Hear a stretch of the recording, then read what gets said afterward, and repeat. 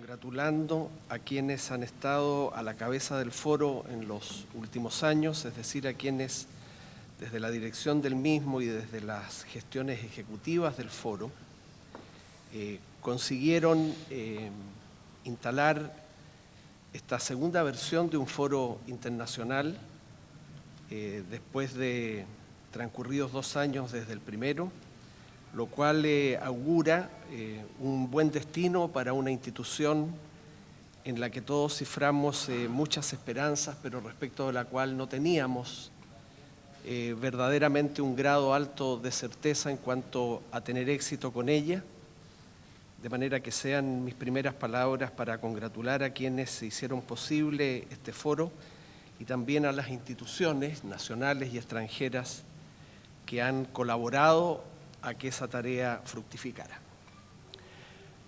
Como yo tengo una mirada corta, como soy de verdad escasamente ocurrente,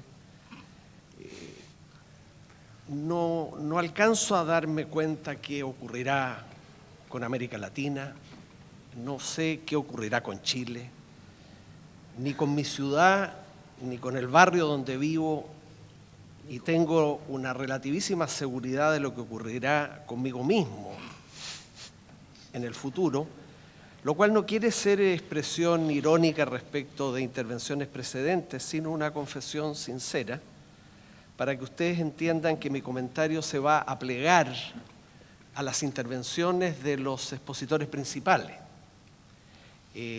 no para reseñarlas meramente, sino para a partir de ellas hacer algunos alcances donde sí posiblemente incurra en una mirada también más general y prospectiva, aunque estas últimas, sobre todo las prospectivas, no se me han dado nunca bien.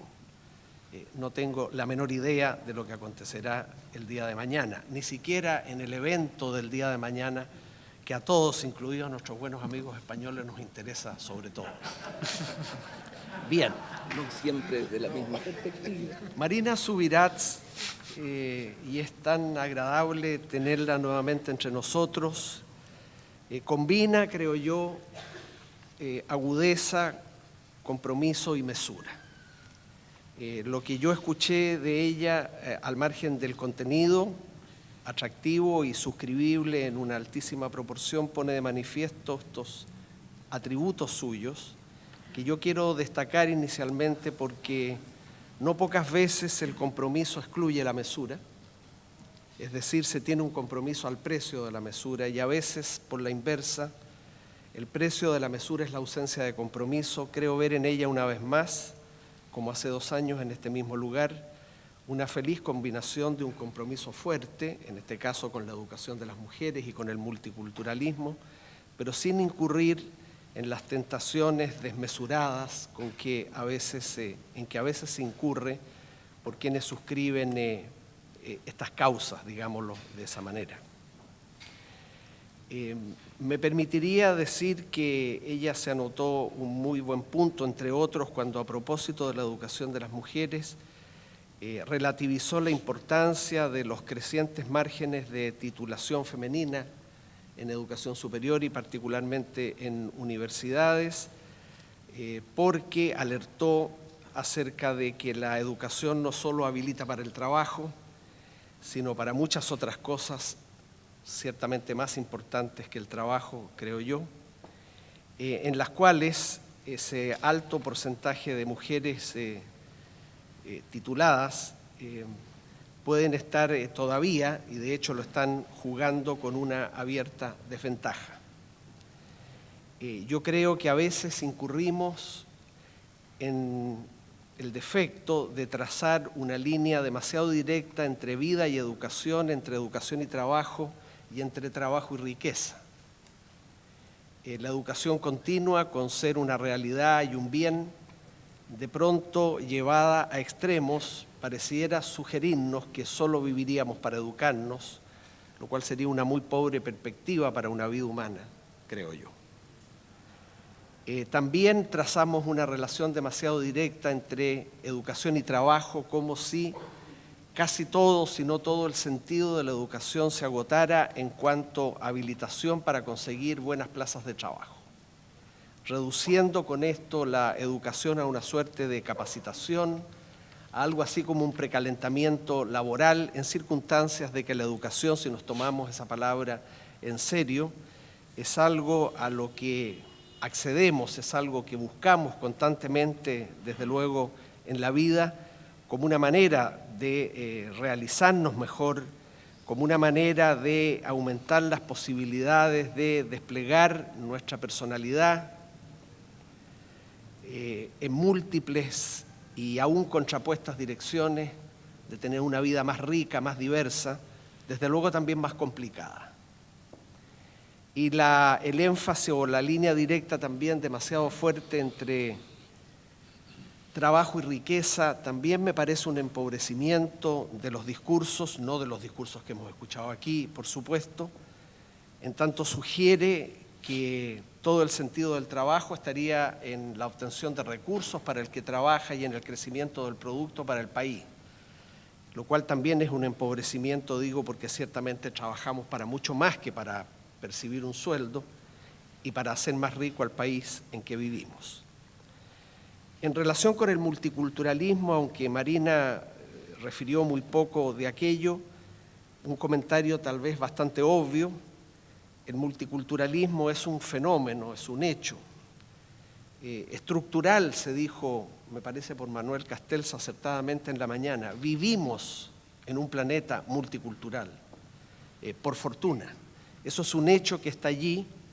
De lo que se trata, más bien, ciertamente, es de que frente a ese hecho tengamos crecientemente una actitud positiva y no negativa, es decir, que tengamos frente al multiculturalismo la actitud de quienes ven en eso un bien, no un mal y ni siquiera una amenaza.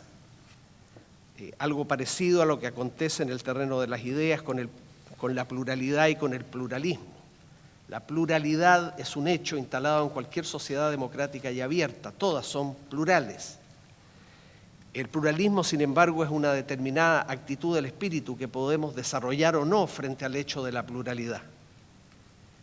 Como también la tolerancia es una virtud que podemos o no practicar, más allá del mero pluralismo que consiste en ver la pluralidad como un bien. La tolerancia es una virtud, una palabra a la que no le quito el cuerpo, ciertamente, es decir, un hábito de bien que nos lleva a convivir inicialmente, a aceptar la pluralidad, la diversidad, en lo que podríamos llamar una versión pasiva de la tolerancia, a resignarnos, y esto es un valor sin duda, a vivir con aquel que cree, piensa, tiene modos de vida y proyectos de vida muy disímiles del nuestro y aún opuestos.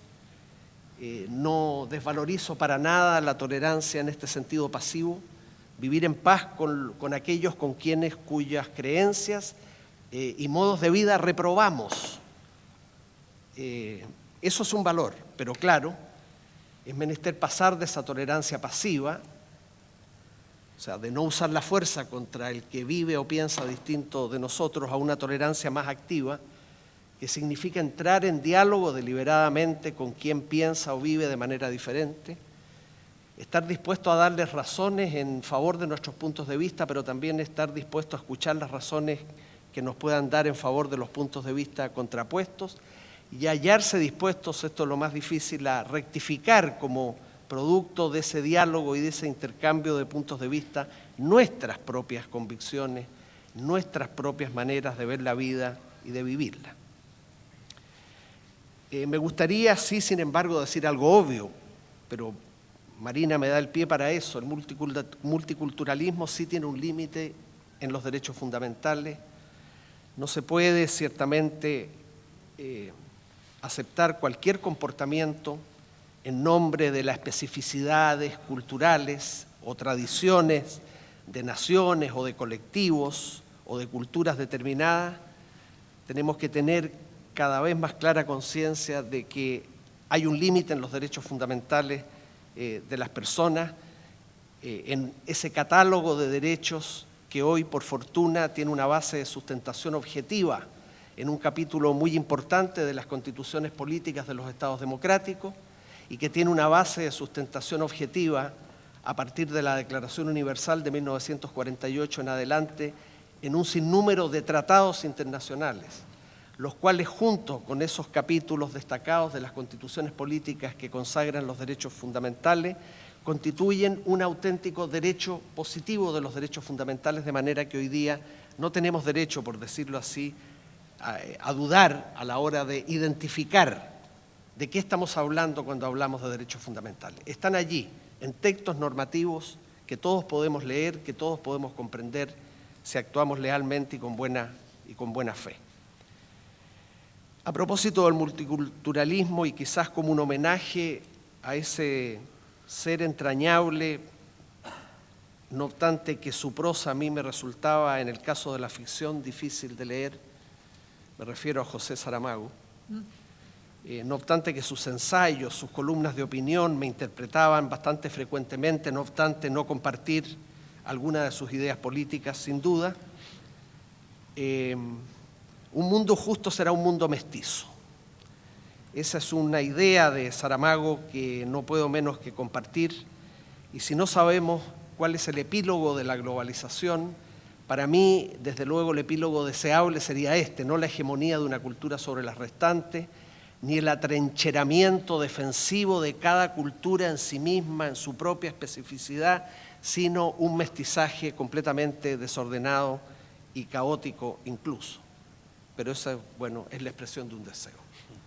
Jorge Sequeira nos ha hecho una exposición esclarecedora, a mi juicio, sobre actividades que la UNESCO está realizando en el marco de la educación superior en general y en Chile, que agradecemos. E incluye en el título de su presentación la palabra desafíos, que en el caso de la educación superior se da mucho de la mano con la palabra diagnósticos. Vivimos entre los desafíos y los diagnósticos. Él nos ha hecho una exposición, repito, muy esclarecida, pero en el caso de Chile, y entrando un poco en la contingencia, lo que nos ha faltado, me parece a mí en los últimos 20 años en materia de educación superior, y no me hago ninguna ilusión de que en los próximos 4 años esto vaya a cambiar, son decisiones en materia de educación superior. Muchos desafíos, muchos diagnósticos, bien hechos, escasas decisiones. Ejemplo de lo cual es el informe del Consejo Asesor Presidencial de Educación Superior, que funcionó el año 2007, del que algunos de los aquí presentes formamos parte, cuyo informe final, que es una muy buena pieza orientadora respecto de decisiones a tomar en Chile en materia de educación superior, está fechado en marzo del 2008, es decir, transcurrieron 2 años hasta que terminara el gobierno anterior sin que nada de ese informe fuera realmente implementado, lo cual me permite hacer una crítica respecto del gobierno anterior en esta materia. Pero no me hago ninguna ilusión de que lo que allí hay pudiera ser recogido, ojalá lo fuera, en los próximos años, con el pretexto similar al de los 2 últimos años. No hay voluntad política, no hay acuerdo político suficiente, como si los congresos no fueran, o los parlamentos, los lugares donde deben contrastarse los puntos de vista y acabar votando para aplicar la regla de oro de la democracia, la regla de la mayoría, mirándolos más bien como el lugar donde se van a certificar acuerdos previamente establecidos. En particular, decisiones, y en esto hablo tal vez desde el sector de universidades al que por biografía me siento más ligado, en lo que llamo la relación entre el Estado y sus universidades. Chile tiene 16 universidades distribuidas a lo largo de todo el territorio nacional. Es un subsector de la educación superior y en particular de la universitaria muy importante, y yo echo de menos un diálogo más constante entre el Estado de Chile, y no digo necesariamente el gobierno, y sus universidades, las universidades del Estado. Estas universidades estatales están reclamando del Estado de Chile hace ya rato un nuevo trato, incluso un trato preferente. con el cual yo estaría completamente de acuerdo.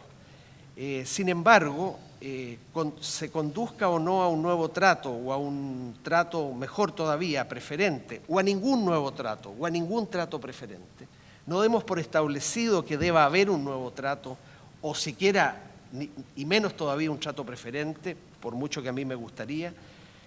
Me parece, y esto es una falla grave, que por responsabilidades compartidas de los gobiernos y también de las universidades estatales, no ha sido posible, en mi percepción de las cosas, el establecimiento de un diálogo permanente, estable, no intermitente, no al hilo de conflictos, serio, de manera que el Estado de Chile pueda acordar con sus universidades qué deben o no deben hacer estas. Adaptarse fue el verbo más mencionado por Manuel Castel en su espléndida intervención de la mañana. Adaptarse, decía él, como flexibilidad, no como capitulación. Adaptarse como hace un buen edificio antisísmico que sigue los movimientos telúricos sin oponerles una resistencia tal que le haga destruirse. Adaptarse como avenirse a diferentes circunstancias o condiciones. El mundo va a cambiar, tu país va a cambiar, tu ciudad va a cambiar, tu barrio va a cambiar, tu familia va a cambiar, tú mismo vas a cambiar y tienes que acoplarte a los cambios. Y Manuel lo exponía de una manera muy lúcida, solo que yo me permitiría agregar que de pronto sí, y en esto de las universidades y el Estado, lo digo a propósito de eso, de pronto tal vez también hay que resistir. De pronto no hay que adaptarse, de pronto hay que resistir, como en esa hermosa canción con la que concluye la película de Pedro Almodóvar, Átame, resistiré, resistir en el sentido de a las tendencias en curso, ser lo suficientemente lúcidos y fuertes como para oponerle opciones en contrario. ¿Cuándo debemos adaptarnos y cuándo debemos resistir? No se puede decir a priori, pero ciertamente hay ahí una tensión entre la adaptación y la resistencia, ¿no? Que las personas, que los colectivos, que los países, que los gobiernos tienen que administrar inteligentemente, prudentemente, en el sentido que señalé. Y para terminar, la exposición de José Joaquín Brunner, versada como siempre, en términos de datos, bien y claramente presentado, con una cuota de realismo que celebro y con un toque de escepticismo que me parece aún mejor, porque no me produce, creo yo, en verdad, depresión, sino una especie de llamado de alerta interesante respecto de esto que él llamó la ideología del ensalzamiento desmedido de la educación superior y sus posibilidades, ideología utilizada como falsa conciencia, que él probó o acreditó a través de esa suerte de geopolítica del conocimiento que compartió muy lúcidamente con nosotros, concluyendo con una identificación de las principales debilidades de la educación superior en América Latina, a propósito de las cuales me gustaría detenerme solamente en dos, en lo que él llamó la insuficiente profesionalización de la actividad académica. Eso es un hecho, y es un hecho también en Chile. No nos tomamos suficientemente en serio esta profesionalización de lo que hacemos quienes hemos hecho nuestra vida del trabajo universitario, a lo cual me gustaría agregar un debilitamiento de la conciencia de los deberes, no solo por parte de los académicos, sino por parte de los estudiantes. Si una universidad, como se dijo también en la mañana, en términos de su calidad, va a depender de cuán buenos son sus maestros y cuán buenos son sus estudiantes, pues yo aprecio, por mi experiencia en el aula, con estudiantes de pregrado fundamentalmente, una suerte de debilitamiento de la noción de los deberes que conlleva un exitoso ejercicio del derecho a la educación. Hay un derecho a la educación y me parece muy bien que los jóvenes hagan efectivo ese derecho y consigan llegar a instituciones de educación superior en nombre del derecho a la educación, pero a condición de que una vez ejercido con éxito ese derecho, tomen pronta y cabal conciencia de los deberes que conlleva encontrarse en una institución de educación superior. Yo sé que este discurso no es simpático a los oídos a veces de los jóvenes, pero yo hace ya rato dejé de decirles cosas que agradaran a sus oídos, sino simplemente aquellas cosas en las que creo, así pueda estar equivocado. Yo percibo en la juventud universitaria chilena, y este puede ser un fenómeno en verdad que trasciende nuestras fronteras, la verdad es que lo es, una suerte de conspiración contra la dificultad. Todo tiene que resultar sencillo, fácil. Semestralizar, los semestres no duran 6 meses, duran 3 meses. Hay una suerte de conspiración contra la dificultad, como si el derecho a educarse conllevara el derecho a aprobar las asignaturas. Quizás la expresión más grosera de esto la vi en una pintada en uno de los muros de la Universidad Complutense de Madrid hace una década atrás. Alguien había puesto allí, aprobar es un derecho humano. No, aprobar no es un derecho humano. Aprobar ni siquiera es un derecho. Aprobar es el resultado de la dedicación disciplinada y esforzada al trabajo, con la complicidad de profesores también comprometidos, desde luego. Pero nada resulta, no diré en la vida, porque eso ya sería mucho, en la actividad académica, si no es sobre la base de la disciplina, el rigor, el esfuerzo personal, aunque resulten invocaciones que puedan sonar tal vez conservadoras o no sé, o poco atractivas, para una juventud que de pronto cree, porque la engañaron con esto de que la educación es un juego. La educación no es un juego, la educación no es un entretenimiento, y se los dice un jugador. Yo juego a los caballos y enseño en la universidad, y no puedo encontrar 2 lugares más distintos que el hipódromo y la sala de clase. Al hipódromo voy a divertirme y consigo divertirme, claro, a costa de mi patrimonio. Y lo que experimento en la sala de clase no es nada que se parezca a un juego. Y presentar a los niños y a los jóvenes la educación con la lógica del parvulario, donde sí la educación puede ser jugar. Sí, allí, en niños de 3 años, en el jardín. Educarse, jugar simplemente, jugar inteligentemente. Esa lógica del parvulario, llevarla al nivel de la educación primaria, al nivel de la educación secundaria, o llevarla a nivel de la educación superior, me parece a mí que está produciendo resultados muy, muy negativos. Y los profesores, tal vez que damos clases en primer año de los pregrados, debiéramos nuestras primeras clases, o a lo menos la primera, transformarla en una conversación franca, abierta, leal con los estudiantes respecto del esfuerzo que les espera, respecto de cuántos deberes tienen que cumplir luego de haber ejercido con éxito el derecho a la educación que les permitió firmar una papeleta de matrícula y tener un lugar en la sala de clase, llamándoles la atención sobre hábitos de bien, sobre virtudes no en un sentido teologal, ¿cierto?, como la perseverancia, ¿cierto?, aunque parezca algo también relativamente anacrónico, versus las invocaciones a la innovación, ¿no?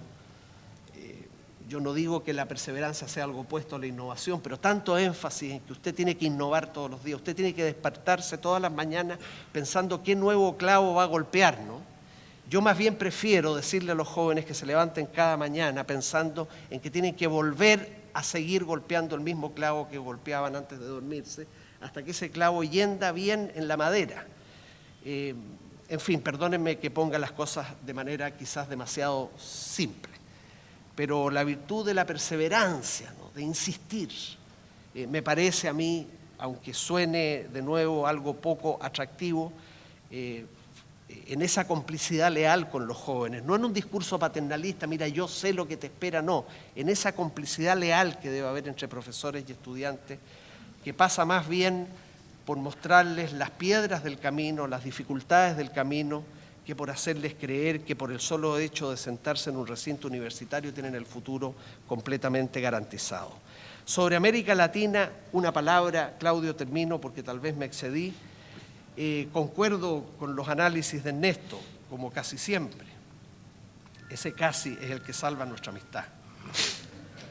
De todas las debilidades que él anotó, a mí me preocupa, y lo digo simplemente, aunque no venga muy a cuento, en la cuestión de la fragilidad de las instituciones. Estamos eufóricos en América Latina porque dejamos atrás algunas décadas de gobiernos no democráticos, de dictaduras militares, y estamos eufóricos porque hemos repuesto la democracia como forma de gobierno prácticamente con distintos grados de plenitud, diría yo, en todos los países de América Latina, pero hay una evidente fragilidad en las instituciones democráticas en América Latina que se traduce, creo yo, con esto termino, en que pareciera que las reglas de la democracia solo valen para conquistar el poder, pero dejan de valer para ejercer el poder, para incrementar el poder y para conservar el poder. Si la política, mirada a la cara, ¿no?, es una actividad humana que concierne al poder, concierne a la búsqueda, al ejercicio, al incremento y a la conservación del poder. Quien se dedica a la política se dedica a eso, y me parece bien. Estoy simplemente tratando de no contarme cuentos. Si usted quiere saber qué es una actividad humana, fíjese en lo que hacen quienes practican esa actividad. Sí, en materia política se puede leer a Aristóteles, a Maquiavelo, a Max Weber, y se puede tener una buena idea de la política. Pero yo prefiero fijarme en lo que hacen los actores. ¿Qué es el fútbol? A ver, fijémonos en lo que hacen los futbolistas. ¿Qué es la política? Lo que hacen los políticos. Buscan el poder, lo ejercen, tratan de incrementarlo y de conservarlo. Está bien, está bien.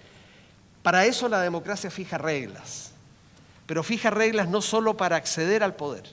Y yo veo, como es evidente en democracias de América Latina, que, como dije antes, las reglas de la democracia se observan al momento de las elecciones, pero ya instalado en el poder, el ejercicio del poder, las estrategias para incrementar el poder ganado, que son legítimos, querer incrementar, querer tener más poder, y las estrategias para conservar poder ya no se ciñen a las reglas de la democracia, y se opta en nombre de una democracia participativa. No sé qué le agrega la palabra participativa a democracia. Allí donde veo un adjetivo vinculado a democracia, yo entro inmediatamente en susto. En nombre de una democracia participativa, ¿cierto? Lo que se busca es la aprobación clamorosa, súbita, inmediata, de mayorías a veces activadas por los propios que desde el poder pretenden continuar ejerciéndolo o conservándola sin sujeción a las reglas de la democracia. Algunos compañeros míos del área de teoría del derecho hablan del constitucionalismo latinoamericano. Alguno habló del neoconstitucionalismo latinoamericano, como si en Latinoamérica vamos a dar una lección de constitucionalismo o neoconstitucionalismo por vía de constituciones que se reforman al gusto del gobernante de turno, que como sus sueños son de tan largo plazo, no se satisface con un periodo presidencial de 4 o 6 años, sino que persigue reelecciones indefinidas.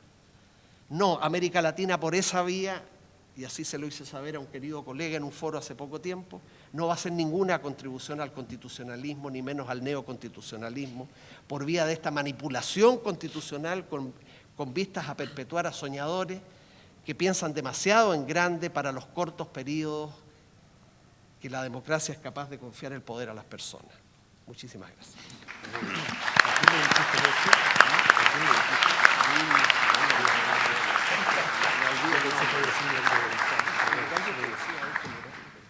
Bien, vamos a dejar los últimos minutos para que, porque no tenemos preguntas, para que nuestros expositores, si lo desean así, a propósito de las motivaciones, nuestros comentaristas puedan redondear o efectuar algún grado de comentario. Por favor, Marina. Bien, pues voy a aprovechar para referirme al tema del multiculturalismo, ¿verdad? Claro, es un tema muy complejo y efectivamente decidí que no tenía tiempo de hablar de todo, por lo tanto solo hice una pincelada. En la pincelada que hice me referí sobre todo a una de las cuestiones que se ha planteado en España y que probablemente aquí no se plantee de la misma manera. Es decir, para nosotros el multiculturalismo en relación a la educación se ha planteado precisamente en el momento en que hemos tenido una inmigración fuerte, y que en las escuelas hemos tenido que ver cómo abordábamos estas cuestiones. En cosas a veces tan sencillas, por ejemplo, yo como he sido durante 7 años concejala de Educación en Barcelona, dependían de mí las guarderías, no sé si aquí las llaman guarderías, es decir, de 0 a 3 años, ¿no? Bueno, pues grave problema. Había muchas criaturas que eran de familias que venían de Marruecos o de otras zonas musulmanas y entonces no pueden comer jamón. Entonces, ¿qué hacemos?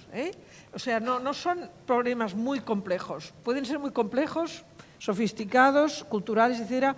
Pueden ser tan sencillos como que pues, determinadas prácticas son absolutamente impensables para determinados grupos sociales. Entonces, ¿qué se hace? ¿No? Entonces, por eso abordé el multiculturalismo desde este punto de vista. Si hablamos del multiculturalismo como, digamos, cómo vamos avanzando hacia una cultura mundial que integre elementos de culturas muy diversas, por supuesto, yo creo que esto es necesario. Es necesario y es un enriquecimiento.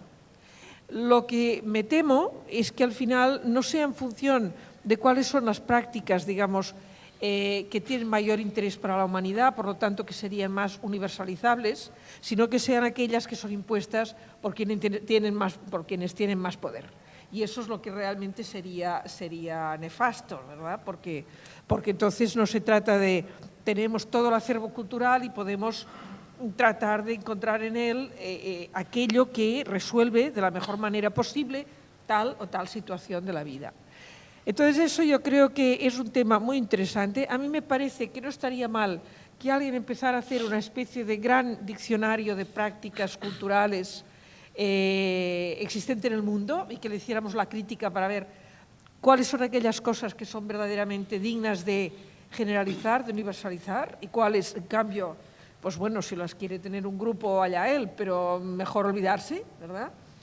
Y en este sentido, pues me parece que esto sería quizá más útil que el que vayan generalizándose determinadas prácticas en función de las imposiciones, los mandatos, el ejercicio de poder y de fuerza, etcétera, que a veces vemos. Esto desde el punto de vista del multiculturalismo. Ahora, si pasamos ya a la escuela, como les decía, pues ahí me parece más complicado, porque un país de alguna manera tiene que manejar sus propios símbolos culturales, abrirlos a quien llega, venga de donde venga y traiga lo que traiga, es mucho más difícil. Y entonces a mí, y con esto termino, siempre me ha sorprendido que, por ejemplo, en términos de los inmigrantes, nadie discute, pues eso, en qué idioma les vamos a hablar. Nadie pues tiene la idea de que, no sé, de que si llegan de Marruecos les vamos a hablar pues, en árabe, por ejemplo, ¿no? Porque sería disparatado. O si llegan de China, pues que les vamos a hablar en chino. Nadie se le ocurre porque verdaderamente es un esfuerzo que no se puede pedir al pueblo español ni a ningún pueblo que reciba inmigrantes, ¿no? O que, por ejemplo, pues les vayamos a pagar en moneda de su país. Tampoco a nadie se le ocurre, ¿no? Y en cambio, de pronto, hay unas determinadas cosas frente a las cuales parece que hay que ser totalmente respetuoso y que entonces eso no se puede ni discutir. Y casi siempre, como por casualidad, son cosas que atañen a las mujeres. Entonces ahí yo creo que hay una explicación muy inteligente que alguna vez oí en algún foro europeo de, bueno, a veces no se trata de especificidades culturales, se trata de formas de opresión que han mantenido ciertas culturas y por lo tanto vamos a discutir mucho más a fondo si es que esto es un respeto o más bien se trata pues, de una connivencia respecto a que, bueno, estos son los señores que mandan en su casa y no se lo vamos a discutir, ¿no? En cualquier caso, es cierto que no son problemas fáciles y que, por ejemplo, pues en Francia han sido enormemente discutidos respecto a las escuelas y en este momento están penetrando en fuerza en España. Me imagino que aquí la situación es muy distinta, pero que se la pueden encontrar en cualquier momento en que Chile fuera receptor también de inmigración externa. Gracias. Gracias, Marina Subirat. Estamos en honor al tiempo ya prácticamente cumplido pero Jorge Sequeira, si desea algunos minutos, por favor. Sí, muy brevemente. Primero que nada, muchas gracias a los dos comentaristas por sus comentarios. Voy a hablar desde mi perspectiva de experiencia. Me gustó mucho el segundo comentarista cuando dijo, es hora de decir lo que uno piensa con convicción sin pensar en consecuencias. Yo tengo relativamente poco tiempo de estar en Chile y en América Latina, a pesar de haber nacido en América Latina. He pasado los últimos 20 años en Asia. He vivido 12 años en países musulmanes, Pakistán, Indonesia.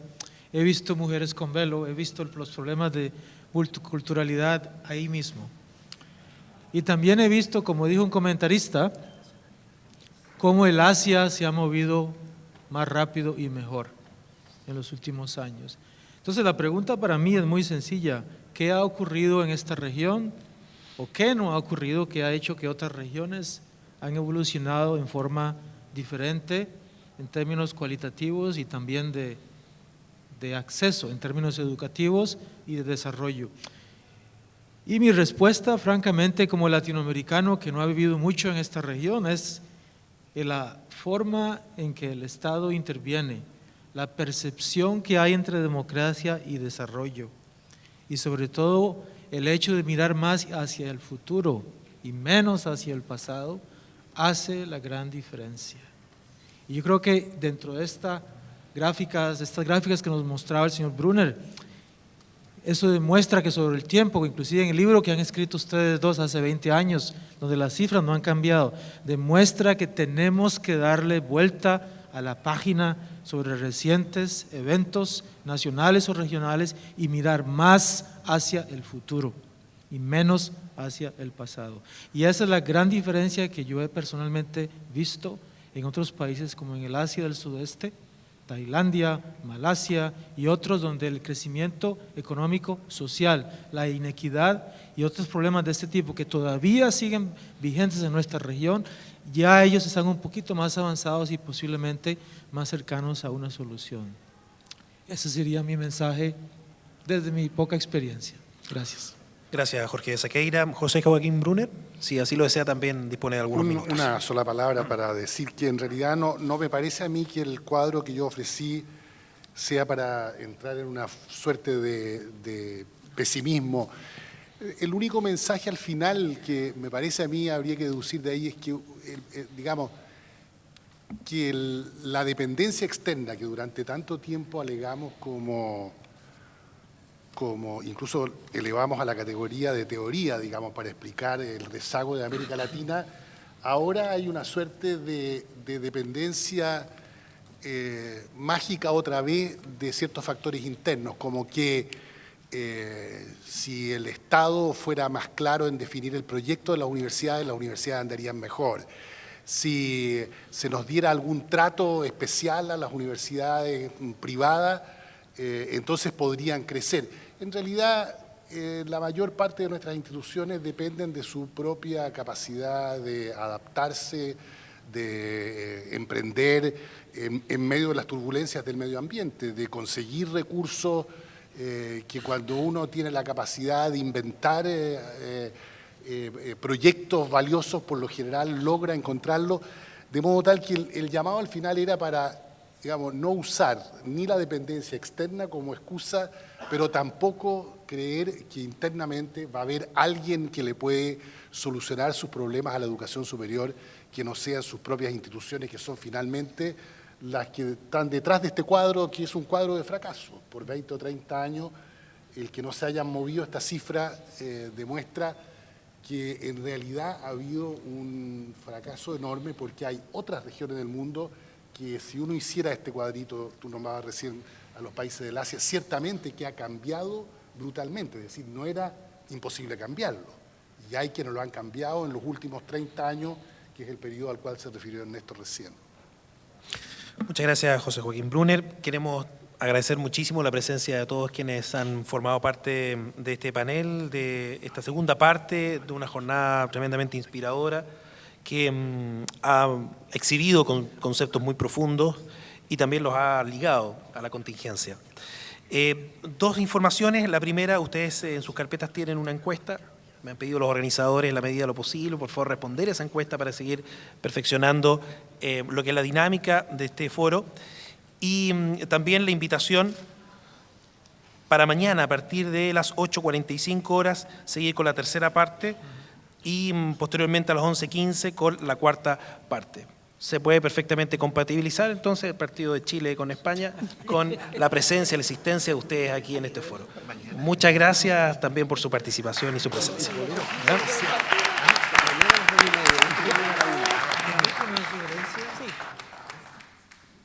Me parece que le sería interesante que en su enfoque de multiculturalidad haga una diferencia entre chiíes y su...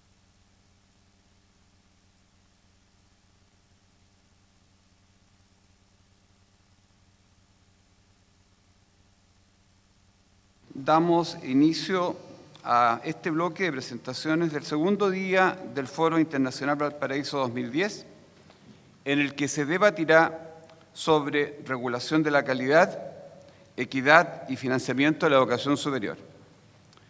En primera instancia, dejaré con ustedes a don Eugenio Díaz, presidente subrogante de la Comisión Nacional de Acreditación. Él se referirá al tema procesos de acreditación de la educación superior. El señor Eugenio Díaz ha sido encomendado para asistir a este foro por la Comisión Nacional de Acreditación en lugar del expresidente de la Comisión Nacional de Acreditación, el profesor Emilio Rodríguez. Dejo con ustedes a don Eugenio Díaz. Bueno, muchas gracias. En primer término, quiero agradecerle a los organizadores de este encuentro la invitación formulada a la Comisión Nacional de Acreditación y quiero felicitar a los organizadores de este encuentro porque de verdad ha sido es un foro de alto valor intelectual. Yo quiero decirles que ayer me beneficié de unas exposiciones realmente espectaculares, muy buenas. De manera que quiero agradecer la invitación y felicitarlos por esta iniciativa, lamentando que coincida con un día que puede ser ilustre o desastroso para el país. Bueno, primero algunas nociones generales en función de lo que estábamos conversando ayer, digamos. Efectivamente, yo creo que en el país la educación cada vez es más valorada por toda la gente como factor de desarrollo económico, de desarrollo personal, de factor de movilidad social. Si ustedes recuerdan justamente el informe de la OCDE, que ayer se recordaba de la OCDE, Banco Mundial, el primer párrafo de ese informe dice exactamente que en Chile la educación cada vez más valorada. Pero esto significa una sobrecarga de expectativas sobre el sistema educativo y el sistema educativo no está cumpliendo habitualmente a esa sobrecarga de expectativas. Hay en función de aquello un crecimiento explosivo de los estudiantes en la educación superior. Hoy día son más de 800.000, 850.000, algo así. Ahora, sin embargo, la mayoría está en la universidad y muy pocos en IP y CFT, que son los que dan formación técnica. Y esto implica, yo creo, en mi opinión personal, que hay desafíos pendientes en pertinencia, en equidad y en calidad. Hay una amplia cobertura, no completa todavía, pero hay desafíos pendientes en pertinencia, en equidad y en calidad. En términos de pertinencia, mi impresión es que el país, el sistema educativo no está formando los profesionales y técnicos que el país requiere para lograr aquello que alguna vez se conceptualizó como crecimiento con equidad. La productividad laboral y la productividad total de factores de nuestro país es lejos 4 o 5 veces menos que la de los países desarrollados. Y el sistema educativo yo creo que es bastante entendido, comúnmente entendido, que no es un factor correctivo de las desigualdades, sino más bien se podría afirmar que consagra o sacraliza las desigualdades en el país. En términos de calidad, es reconocido hoy día, obviamente, en la sociedad del conocimiento, el factor fundamental no está tanto en el capital físico, sino en la calidad y en eso fundamentalmente de la educación terciaria y de las competencias de los profesionales y técnicos. Y en el país se estableció un acuerdo político, social, que permitió la dictación de la Ley 20.129, que establece un Sistema Nacional de Aseguramiento de Calidad, que recogió una experiencia de 7 o 8 años de la CENAP, la Comisión Nacional de Acreditación de Pregrado y también de la CONAP. Yo creo que ahí es legítimo hacer un reconocimiento a quienes estuvieron comprometidos en aquello. Hace muy pocos días se hizo un justificado homenaje a Iván Lavados, que ya no está con nosotros. Y eso permitió la dictación de la Ley de Aseguramiento de la Calidad. La Ley de Aseguramiento de la Calidad creó la CNA. La CNA es una institución autónoma, entendiendo por una institución autónoma en el sentido de que no depende del aparato de gobierno, no es parte del aparato burocrático de gobierno, pero claro, es una institución que, como toda institución con estas funciones, la autonomía absoluta es impensable, es una institución que depende de otra y tiene que servir a otras funciones, por consiguiente una institución que está en relación con otros actores inevitablemente. Pero la autonomía fundamentalmente de la CNA está dada por la composición de la CNA. Si bien es cierto que el presidente es designado por el presidente de la República, hay dos personas designadas por CONICIT, que es una institución de gobierno, más el director de la DIVESUB. Sin embargo, la mayoría de los integrantes son designados con autonomía. 3 de ellos por las universidades del CRUCH, del Consejo Rector de la Universidad de Chile. Una de estas personas es precisamente el profesor Enrique Montenegro, que nos está moderando ahora, y yo quisiera aprovechar este espacio para expresarle el reconocimiento de la comisión al rector de esta casa de estudios, que le ha permitido al profesor Montenegro, le ha dado espacio y tiempo para que cumpla su función en la comisión, y de verdad, rector, ha sido un aporte súper valioso. Y de la misma manera hay otros docentes de esta casa de estudio, incluyendo el rector electo, que son grandes colaboradores de la comisión, de manera que permítanme expresarles nuestro reconocimiento por esa contribución que han hecho, rector. Muchas gracias. Digo, son 13 miembros de la comisión elegidos por la Universidad del Consejo de Rectores, 2 por las universidades privadas, 1 por los IP, 1 por los CFT, y entre todas estas personas se designa a un dirigente empresarial y un dirigente de asociaciones profesionales, de tal manera que esa composición es la que da, diría, autonomía de juicio, autonomía para tomar las decisiones sin imposiciones burocráticas, vamos a decirlo así. Y la función de la comisión es, la ley dice, certificar y promover la gestión de calidad en la institución de educación superior autónoma. Yo personalmente pienso que el sentido lógico es el inverso, es promover y verificar. Porque estamos hablando, cuando hablamos de acreditación, de aseguramiento de calidad, estamos hablando de algo en lo cual no hay una larga tradición en nuestras instituciones. Por el contrario, son conceptos incluso que para más de algunos resultan todavía sospechosos. Más de algún académico todavía ve con sospecha esto, porque en definitiva de lo que se trata es de hacer conversar un concepto de gestión del quehacer académico que habitualmente no conversan. O sea, el quehacer académico no siempre ha reconocido el espacio para la gestión, y la gestión más bien viene del mundo empresarial que del mundo académico.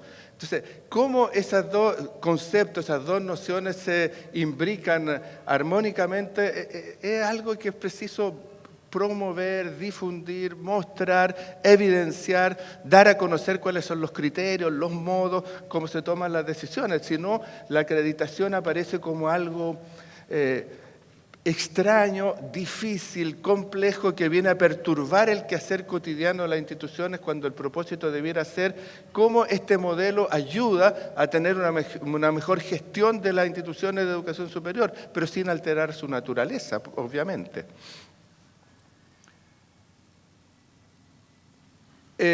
¿Cuáles son los criterios fundamentales que usamos para promover una gestión de calidad? A ver, por de pronto habría que decir que el propósito nuestro es dejar instalada en las instituciones mecanismos de autorregulación, o sea, que las propias instituciones sean las que están nosotros como miembros de la comisión no tenemos mucha capacidad para estar acompañando a las instituciones, pero lo fundamental entonces es que las instituciones propiamente instalen mecanismos de mejoramiento continuo, de autorregulación. Y hay 3 o 4 variables clave. Uno es la gestión de la información, o sea, tomar decisiones con información. Ahora, eso no es solo tener datos, no, es hacer gestión de la información. Segundo, la profesionalización de los sistemas. Claro, no estamos pidiendo resultados, pero resultados fundados en sistemas, en procesos que aseguren y que garanticen que son permanentes. La autorregulación, como señalaba, y la formalización de ciertas prácticas que se van desarrollando, pero que en algún minuto es preciso dejarlas formalizadas.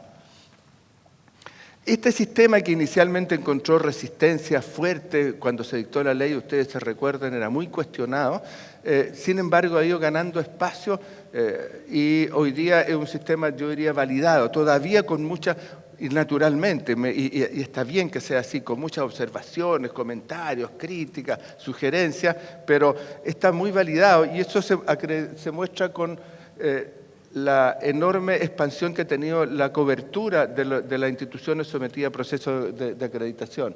Fíjese que en el caso de las universidades es prácticamente ya casi el 100%, o sea, había 3 universidades fuera del sistema que no se estaban sometidas al sistema. Uno, la Gabriela Mistral, ya tiene un convenio suscrito y va a presentar su informe de autoevaluación en las próximas semanas. Miguel de Cervantes obtuvo su autonomía el año pasado y se va a postular a la acreditación a finales de este año y va a quedar fuera solamente la Universidad de Aconcagua o de Rancagua, no sé cómo se llama ahora.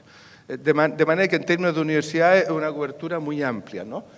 En términos de IP autónomo, de número de instituciones, todavía hay más instituciones fuera del sistema que dentro del sistema.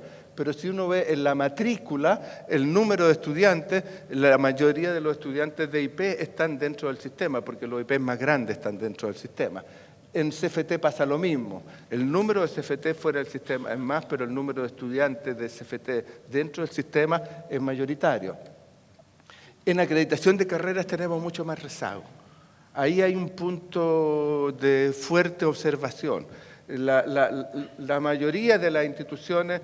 Ahora, este sistema comenzó inicialmente, se llamaba la Comisión Nacional de Acreditación de Pregrado, intentando procesos de pregrado, pero finalmente derivó en procesos institucionales. O sea, se ha instalado el sistema con acreditaciones institucionales, de la institución como sistema en su conjunto. En una de esas alguien podría haber pensado que era preciso partir más bien por los pilares, por las carreras y los programas y luego llegar a la acreditación institucional. No se partió así. Y hoy día el gran desafío es cómo hacemos permear la acreditación a las carreras. Y eso no es fácil, francamente, y requiere una cantidad de recursos. No es posible decirle a las instituciones, mire, acrediten todas sus carreras y con recursos financieros, académicos, de gestión. No es fácil hacer aquello. Ahí hay un punto que hay que conversar y ver cómo podemos articular en el futuro. El 100% de las carreras de pedagogía está en proceso de acreditación por mandato de la ley. En el caso de medicina, lo mismo. Bueno, ahí están los datos. Esto va a quedar instalado aquí. Los datos de cuáles son las agencias que están, donde están los procesos de acreditación de carreras de pedagogías.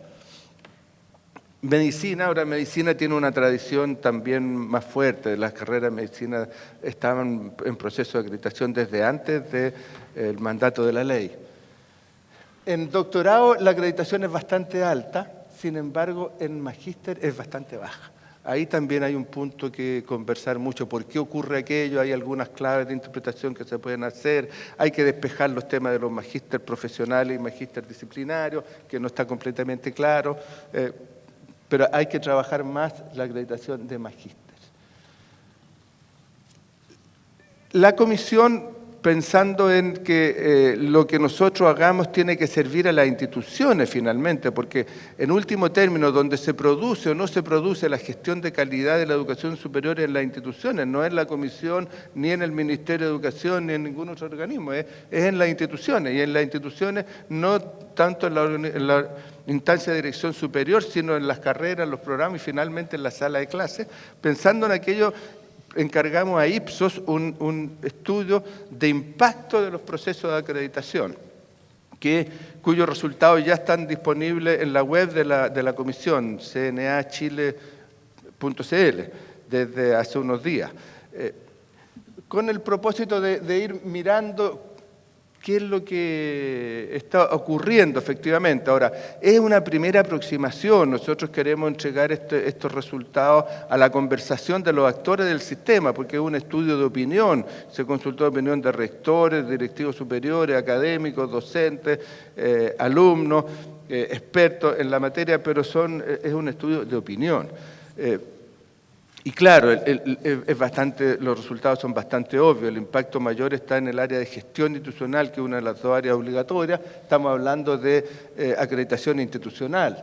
Entonces, pero, a ver, para compartir con ustedes los resultados fundamentales, muestran que la acreditación dicen los resultados del informe, es un instrumento de política exitoso, un componente efectivo de promoción de calidad, es un factor relevante para la definición de criterios de calidad y su impacto principal está a nivel de gestión institucional. Ahora, pero más allá de lo que el estudio diga, yo creo que podemos compartir que la acreditación ha tenido algunos impactos positivos en algunos temas. Y mire, visto sin ingenuidad, hay instituciones que se han tomado realmente en serio el proceso de acreditación, hay otras instituciones que lo manejan francamente más bien como un proceso formal, porque tienen que tener el sello de la calidad, que hoy día está reconocido públicamente, y la opinión pública lo reconoce, los estudiantes lo piden, etcétera, lo manejan de manera burocrática, pero aún en esos casos el sistema de acreditación yo creo que ha tenido beneficios. Ha puesto temas que no estaban en el quehacer, en la preocupación de las universidades, como tener gestión estratégica, gestionar por resultados, mirar, hacerse cargo de las tasas de deserción, retención, el tiempo efectivo de duración de las carreras, el índice de titulación, el índice de empleabilidad, hacerse cargo de que tienen que mirar sus egresados, dónde están sus egresados, qué están haciendo, cómo están haciendo, de vinculación con el medio, preocuparse de tener bibliotecas adecuadas, infraestructura adecuada, etcétera, etcétera.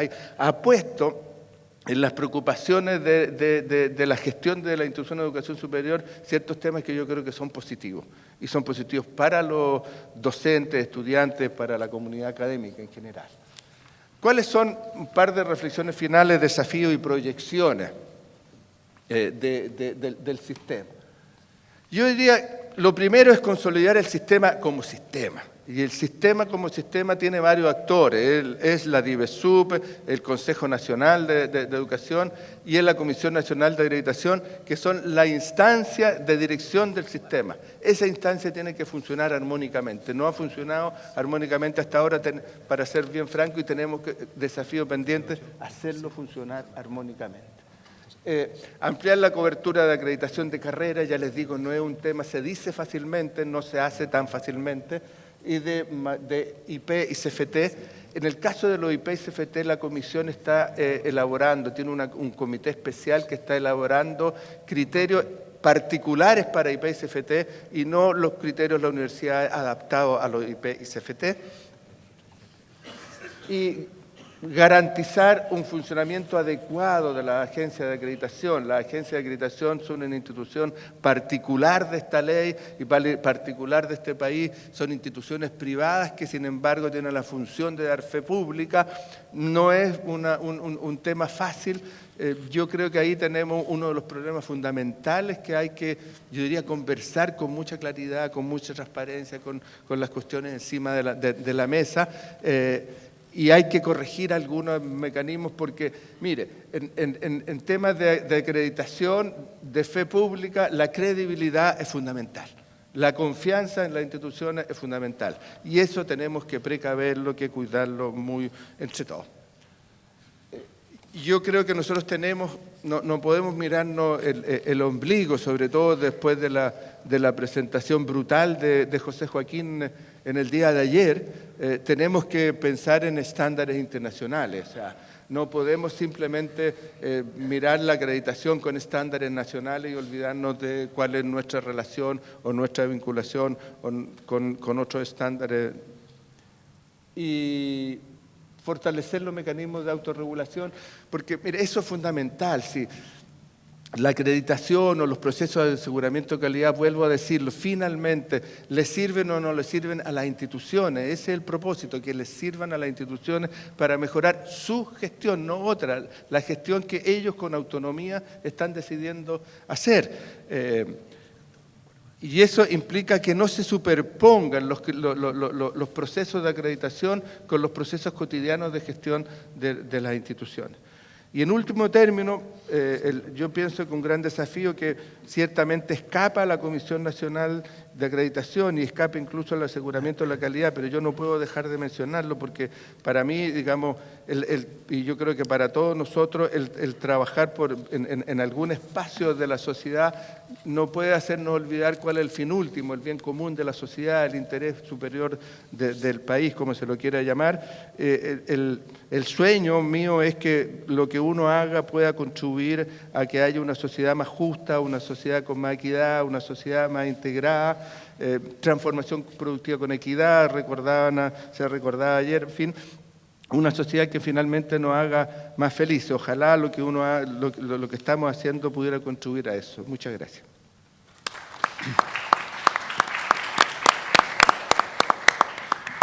Gracias, profesor Díaz.